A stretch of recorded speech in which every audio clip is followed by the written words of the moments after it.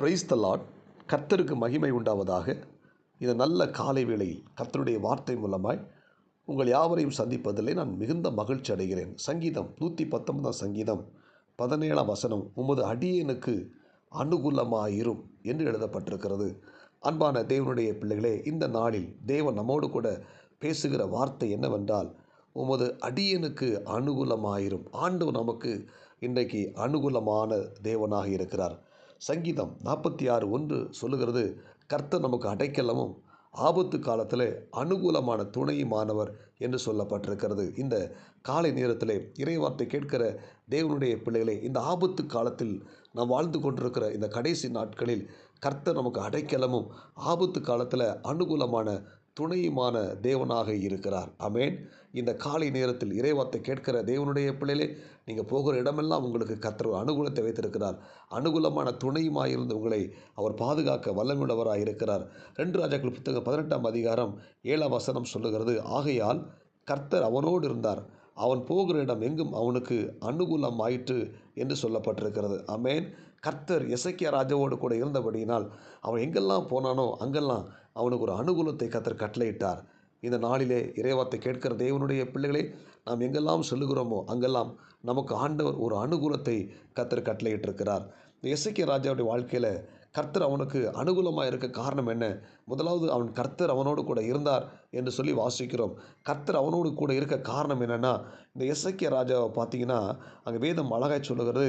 2 ராஜாக்கள் 18ஆம் அதிகாரம் 3ஆம் வசனம், அவன் தன் தகப்பனாகிய தாவீது செய்தபடியெல்லாம் கர்த்தரின் பார்வைக்கு செம்மையான செய்தான்.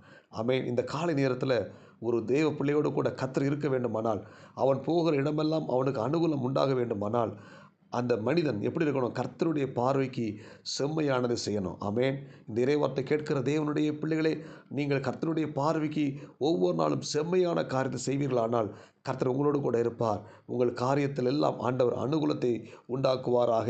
2வது சொல்லப்பட்டிருக்கிறது, இங்கே 4ஆம் வசனம் சொல்லுகிறது, அவன் மேடைகளை அகற்றி சிலைகளை தகர்த்து விக்கிர தோப்புகளை வெட்டி மோசே பண்ணியிருந்த வெண்கல சர்ப்பத்தை உடைத்து போட்டான் என்று சொல்லப்பட்டிருக்கிறது. அல்லேலூயா. அங்கே மேடைகளை அகற்றினான், சிலைகளை தகர்த்து போட்டான், விக்கிரத்தோப்புகளை வெட்டி போட்டான், மோசே உண்டு பண்ணின வெண்கல சர்ப்பத்தை உடைத்து போட்டான். ஒரு சீர்திருத்தத்தை அவன் பண்ணினான். அல்லேலூயா. அவனோடு கூட கர்த்தர் இருந்து அவன் செல்லுகிற இடமெல்லாம் ஒரு அனுகூலம் உண்டாக. 2வது காரணம் என்னென்னா, அவன் அகற்ற வேண்டிய காரியத்தை அகற்றினான், தகர்க்க வேண்டிய காரியங்களை தகர்த்து போட்டான், உடைக்க வேண்டிய காரியங்களை உடைத்து போட்டான், நீக்க வேண்டிய காரியத்தை நீக்கிவிட்டான். நம்முடைய வாழ்க்கையில் அகற்ற வேண்டிய காரியங்கள் உண்டு, விலக்க வேண்டிய காரியங்கள் உண்டு, உடைத்து போடுகிற காரியங்கள் உண்டு. இதெல்லாம் நம்ம விட்டு விலகும் பொழுது கர்த்தர் நம்மோடு கூட இருப்பார். நம்முடைய காரியங்கள் அனுகூலமாய் மாறும். ஆமென். நம்முடைய வாழ்க்கையில் அகற்ற வேண்டிய பாவ காரியங்களை அகற்றணும், உடைக்க வேண்டிய காரியங்களை உடைக்கணும். ஆமென். அல்லேலூயா. விலக வேண்டிய காரியத்தை விட்டு விலகும் பொழுது கர்த்தர் நம்மோடு கூட இருப்பார். நம்முடைய காரியம் அனுகூலமாக முடியும். 3வது பார்த்தீங்கன்னா 5ஆம் வசனம், அவன் இஸ்ரவேலின் தேவனை கர்த்தரின் மேல் வைத்த நம்பிக்கையிலே அவனுக்கு முன்னும் பின்னும் அவனுக்கு இருந்த ராஜாக்களில் எல்லாரை காட்டிலும் அவனை போல ஒருவனும் இல்லை. அல்லேலூயா. 3வது, கர்த்தர் மேல் வைத்த நம்பிக்கை. அவன் கர்த்தர் மேல் நம்பிக்கை வைத்தான். அல்லேலூயா. கர்த்தர் மேல் நம்பிக்கை வைத்த பொழுது கர்த்தர் எசேக்கியாவோடு கூட இருந்தார். அவன் எங்கெல்லாம் போனானோ அங்கெல்லாம் அவனுக்கு அனுகூலம் உண்டாயிற்று. அப்போ நம்ம என்ன செய்யணும்? கர்த்தர் மேல் 100க்கு 100% நம்பணும். அவரே நம்பணும். எந்த மனுஷனையும் நம்ம சார்ந்து வாழக்கூடாது.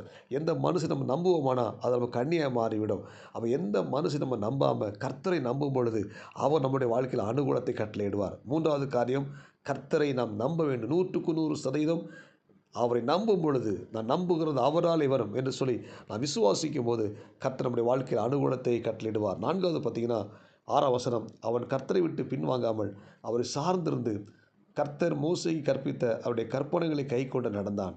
4வது பார்த்தீங்கன்னா, அவன் கர்த்தரை விட்டு பின்வாங்காமல் அவரை சார்ந்திருந்தான். ஆமென். நாம் யாரை சார்ந்திருக்கிறோம்?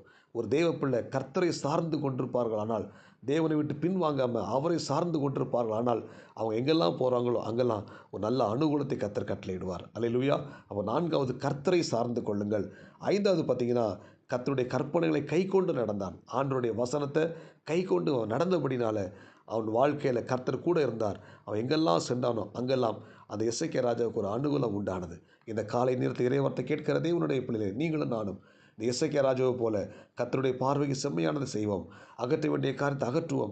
விட வேண்டிய காரியத்தை விடுவோம். உடைத்து போட வேண்டிய காரியத்தை உடைத்து போடுவோம். அது மட்டுமல்ல, கர்த்தர் மேல் நம்ம நம்பிக்கை வைப்போம். ஆமென். அவர் மேல் நம்பிக்கை வைப்போம். 4வது, அவரை விட்டு பின்வாங்காமல் அவரை சார்ந்திருப்போம். 5வது, கர்த்தர் கற்பித்த கட்டளைகளை நாம் கைக்கொண்டு நடப்போம். அப்படி நடப்போமானால் நம்முடைய வாழ்க்கையில் ஒரு அனுகூலத்தை கர்த்தர் கட்டளையிடுவார். இன்றைக்கு நான் தீர்க்க தரிசனமாக சொல்லுகிறேன், உங்கள் எல்லாருக்கும் ஆண்டவர் அனுகூலத்தை வைத்திருக்கிறார். இன்றைக்கி அனுகூலமான காரியத்தை உங்கள் வாழ்க்கையில் ஆண்டவர் செய்வார். நீங்கள் எங்கே போனாலும் அங்கே எல்லா இடத்துலையும் உங்களுக்கு ஒரு அனுகூலத்தை ஆண்டவர் உண்டாக்கி தருவார். ஜெபிப்போமா? பரலோக தேவனே, இந்த காலை வேளையில் இறைவார்த்தை கேட்ட ஒவ்வொரு தேவனுடைய பிள்ளைகளுக்காக நான் ஜெபிக்கிறேன். இந்த இறைவார்த்தை கேட்ட ஒவ்வொரு தேவனுடைய பிள்ளைகளுக்கும் ஆண்டவர் அனுகூலத்தை கட்டளையிடுவீராக. இந்த இறைவார்த்தை கேட்ட ஒவ்வொரு பிள்ளைகளுக்கும் அடைக்கலமும் பலனும் ஆபத்து காலத்தில் அனுகூலமான துணையுமாக இருந்து பாதுகாத்துக்கொள்ளும். இந்த இறைவார்த்தை கேட்ட ஒவ்வொரு தேவனுடைய பிள்ளைகளை கர்த்தர் ஆசீர்வதிங்க. இந்த நாளுக்குரிய கிருபை கொடுங்க. இயேசுவின் நாமத்தில் ஜெபிக்கிறோம் நல்ல பிதாவே, ஆமென். God bless you. உங்களை யாவரும் கர்த்தர் ஆசீர்வதிப்பாராக. இந்த நாள் உங்களுக்கு இனிமையாய் அமையட்டும். ஆமென்.